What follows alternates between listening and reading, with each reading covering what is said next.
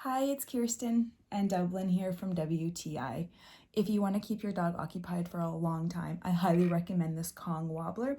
So its design is super easy but really effective. So you can put treats, you can put kibble directly in the hole here, or you can actually unscrew it and put larger treats, which is really great because it takes them more effort to get them to come out. My dog will paw this around for up to an hour sometimes trying to get the treats and the food out. For me, it's just so nice knowing that she's occupied, she's playing, and she's not bothering me because my dog definitely follows me around like a shadow. But I love the fact that this is made of a really hard plastic.